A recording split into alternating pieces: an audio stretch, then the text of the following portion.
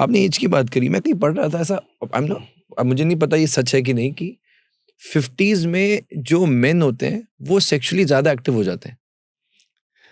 अब स्माइल क्यों आ गया आपके नहीं चेहरे नहीं, मैं पे? नहीं, आपको मैं इसका रीजन बताऊंगा। हाँ, ये सच है वैसे? हाँ, ये सच है। ओके। मतलब एक्टिव ज्यादा नहीं होते। हाँ, उनकी परफॉर्मेंस एज के हिसाब से कई बार बेहतर होती है।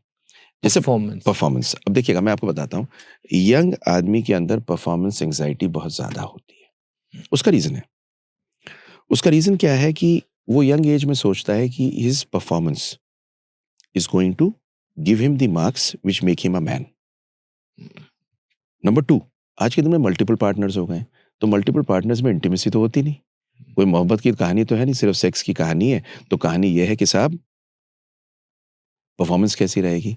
अब इस परफॉर्मेंस एंजाइटी में, और नंबर 2, यंग आदमी आज के दिन में दिन भर पॉर्न देखता है। सिंपल सी बात सुनो आप, नशों की कहानी कहूं, सबसे खराब नशा सिगरेट स्मोकिंग, कोकेन, वेप नहीं है। सबसे खतरनाक नशा पॉर्न है, जो फ्री में आपके फोन में हर इंसान के पास में हर समय है, सुबह देखो, शाम देखो, दोपहर देखो। पॉर्न पॉर्न बड़ी सिंपल सी चीज करता है। पॉर्न इस जवान आदमी को एक तो सपने दिखा देता है, सुपरमैन जैसी कहानी देखता है, रियल सेक्स तो होता नहीं, रील सेक्स देखता है, उसको लगता है शायद सेक्स ऐसे ही होता है। फिर जब इसके पास में वुमन आती है, द रियल ह्यूमन बीइंग जिससे इंटीमेसी होनी है, वो अलग हो जाती है, वो वैसी नहीं होती, रिलेशन होता नहीं, पॉर्न देखा होता है, परफॉर्मेंस एंजाइटी होती है, परफॉर्मेंस पुअर होती है। अब 50 की उम्र में क्या होता है, आदमी को कोई उस टाइम पे परफॉर्मेंस की तो कहानी है नहीं, intimacy becomes more important than probably performance at that time. And this story brings them to an area where they have experienced a lot in life. It is not that they have to perform all the time. And the fact remains that they may be having a more stable relationship with the woman. So sex becomes more enjoyable for them at times. Sensible. The only thing is I like to add in it, but एक अजीब सी चीज दूसरी कहता हूँ आपसे, erectile dysfunction India में बहुत बढ़ रहा है। 2 रीजन से बढ़ रहा है, कोलेस्ट्रॉल बढ़ रहा है, diabetic capital of the world है, नसें बंद हो रही हैं, और इस कारण से 40 साल के बाद में, 50 साल के बाद में 40% इंडिया का आदमी नहीं, वर्ल्ड का आदमी, इंडिया में ज्यादा है बल्कि, has erectile dysfunction of some side. तो erectile dysfunction may be there, but performance anxiety is less. Pornography 50 साल का आदमी कम देखता है, इसलिए ये एक डिफरेंस है, जिस डिफरेंस को हम समझ सकते हैं। फेयर फेयर, आई थिंक ईडीज, इसको हम क्लियरली और लेंगे। जैसे अपने ईडी की बात करिए, तो let's talk about ED only. India में आई वाज रीडिंग समवेयर कि हर 10 में से एक जो इंडियन मैन है, उसको वो ईडी का शिकार है, ये सच है? इससे ज्यादा है, इससे बहुत भी सारा, ज्यादा है? हाँ, बहुत सारा डेटा है। आई मीन इसका डेटा मैं वर्ल्ड वाइड डेटा अगर आपको दूं, एक तो होती है complete ED. Complete ED means he can't at all have sex. It is some kind of ED where he is suffering not all the time but sometimes. So suffer किस, I am sorry interrupt कर रहा हूँ, सफर किस तरह से करता है एक व्यक्ति ईडी में? इरेक्शन जब चाहता नहीं होती, होती है, जब चाहता है नहीं होती, कभी कभी नहीं होती, कभी इरेक्शन के दौरान में ही, at the time when he is having intercourse, he is not able to have complete intercourse because the erection goes. I mean, these are situations in which men are. Now, at the age of 40 or 50, about 40% of men have some form of ED.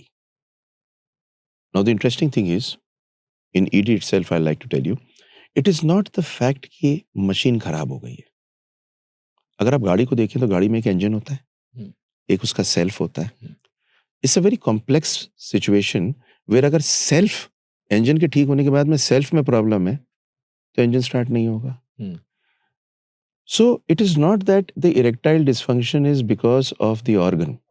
The erectile dysfunction is because of the organ, it is because of the hormones, it is because of the electrical system and the neurological system. And because of this complex procedure, about 40% of people at some form of their life have erectile dysfunction. क्या youngsters में ये बढ़ रहा है? Youngsters में बहुत ज्यादा बढ़ रहा है। यंगस्टर्स में जो पहले नहीं हुआ करता था, आज बहुत है। स्पर्म काउंट तो कम हो ही रहा है, इरेक्टाइल डिस्फंक्शन ने आफत उतार रखी। और क्यों? फिर वही कहानी, परफॉर्मेंस एंजाइटी, हम्म। स्मोकिंग, स्ट्रेस, लेस स्लीप, और उसके अतिरिक्त सबसे बड़ी चीज जो आज के दिन में आप सारे यंग मैन में देखोगे, पॉर्न। हम्म।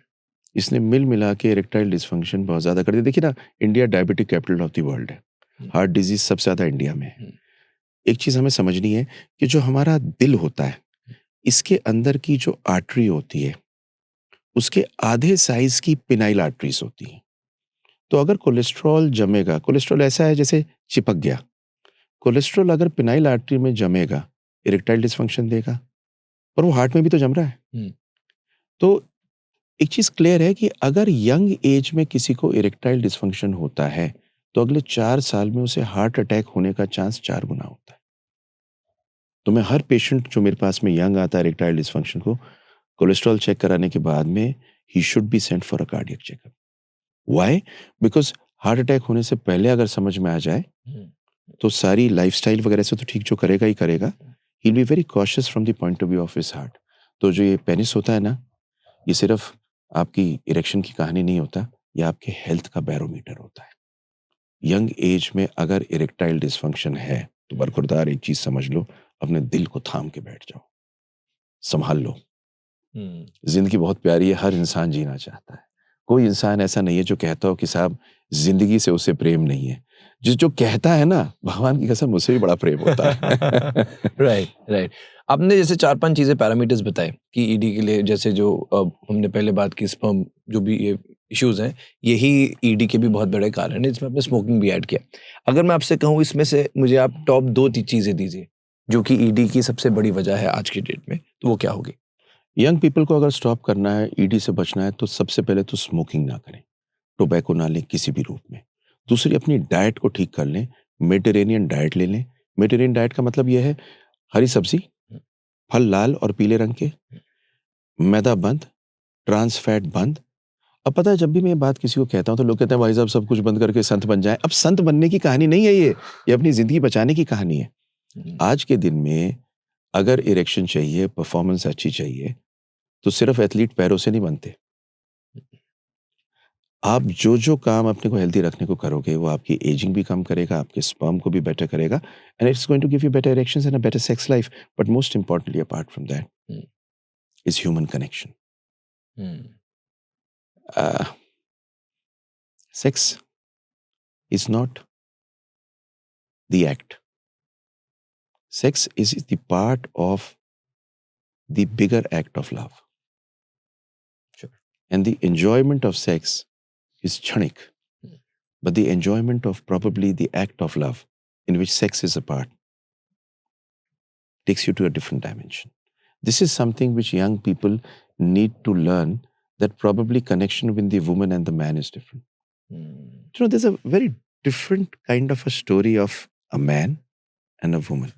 आप कभी किसी रेस्टोरेंट में बैठे हो, आप 2 सेकंड में वहां बैठे हैं, आपको 2 मिनट में मालूम चल जाएगा, एक तरफ बैठे हो एक लड़का लड़की जिनकी शादी ना हुई हो, यंग हो, लव में हो, एक तरफ एक मैरिड कपल बैठा हो। कभी आपने नोटिस किया दोनों में फर्क? आपको पता क्या फर्क होता है? बहुत सिंपल सा फर्क होता है। जो आंखों में आंखें देखे आधे घंटे तक एक कॉफी को लिए बैठे होंगे जिनकी गर्लफ्रेंड बॉयफ्रेंड, और जो आदमी होगा इस तरफ बैठा हुआ शादीशुदा, थोड़ी देर बाद इधर उधर देख रहा होगा और औरतें उसकी आंखों में देख रही होगी, और उस आदमी की शायद नजर आसपास बैठी हुई किसी महिला पे जरूर जा सकती है, और उसकी बीवी वो पकड़ के उसके हाथ पे ऐसे मार सकती है। क्यों होता है ये? मैं आपको इसका हार्मोनल बेसिस बताता हूँ। A young man who's with a young woman, the hormone which actually rises is testosterone. And that testosterone, just like any other animalistic instinct, makes him want to have a relationship or sex with the woman in front of him. While a woman, उसका क्या होता है, when she falls in love, it's a hormone known as oxytocin. Now, oxytocin is a cuddling hormone. It's the kind of hormone where the woman wants to be cuddled. And if the oxytocin rises to a level, the next hormone which goes up is dopamine. Now, dopamine makes a woman or anybody high. It's just like cocaine hitting the brain.